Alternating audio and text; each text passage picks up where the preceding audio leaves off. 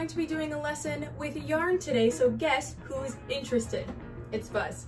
Today for your yarn lesson, we're going to do a little bit of a string pull in between paper to make a really beautiful kind of abstract design. So for this lesson today, you're going to need a sheet of paper. We're just gonna ignore Buzz in the way, some sort of water container, and then some watercolor paint, because we're just gonna cover our string in paint and then pull it through a piece of paper. Pulling your yarn through a paper is going to give you a really beautiful design, so I'll show you what that looks like. You're only going to need maybe an arm span with yarn, so you only need this much, right?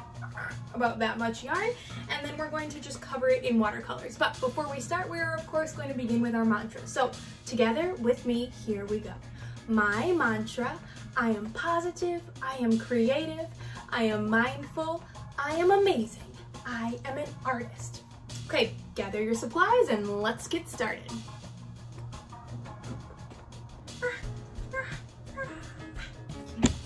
Come here. To do our string art lesson today, we are going to cover a piece of yarn in watercolor. So I would probably work on some sort of messy mat, and then we'll come back to this paper in a moment.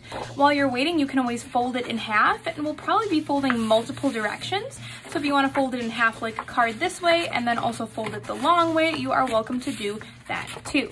So I'm going to set my paper to the side, and I'm just going to use a brush and cover my yarn with wet watercolor. I like to pick colors that are analogous, meaning they are neighbors on the color wheel, or even just one or two colors, just to keep it simple. Because if I put a lot of colors on there, they will likely mix and end up making more of a mucky brown than something nice and bright and colorful.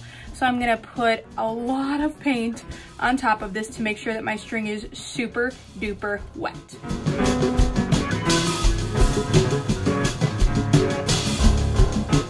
My yarn is pretty well covered, so I'm going to take this ooey gooey piece of yarn, and I make sure that I have a tail that I can get to, and just plop this down somewhere on my paper, maybe like this. I'll leave this little tail that I'm going to pull, and then I'm going to fold my paper and gently press so I can get some of that watercolor kind of picked up, and then I'm going to pull my string out, probably in one direction just to start, and let's see what that looks like.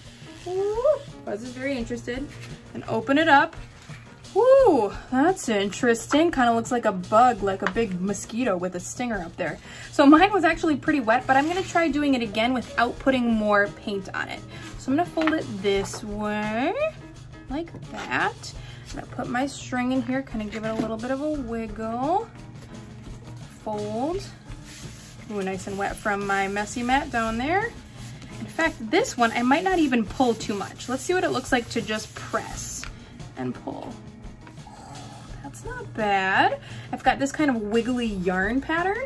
So I think I might do that one or two more times, kind of just pressing and squishing, because I love that pattern of the pressed printed watercolor from my yarn on my paper.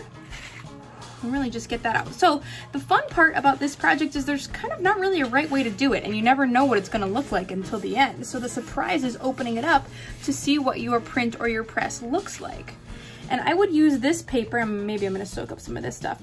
I would use this paper for some background designs for some other projects, maybe use it for some of the other collage projects that I've been teaching you, or even just turn it into a card or hang it up like it is. Sometimes something that's so simple can be really, truly beautiful.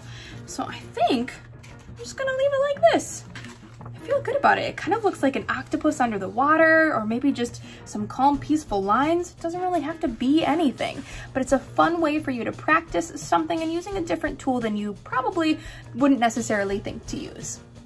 All right, friends, there you have it. I wanted to make sure you could see Fuzz because naturally he's pretty interested in my yarn project. So I would be happy to use this for other collage details, maybe turn it into a card or some other type of printed paper. It's a really fun way to practice seeing what your yarn can do. Hey, he's got the yarn, I gotta go grab it from him. But first, let's do our meditation so we can be strong and ready for the rest of the day. For this one, we're going to practice making a long string, just like we were working with, and then come right on back. We're gonna do 2 of those. Okay, so it's gonna be a breathe in, and then a breathe out. We'll do 2 of those back and forth, okay? Together, here we go.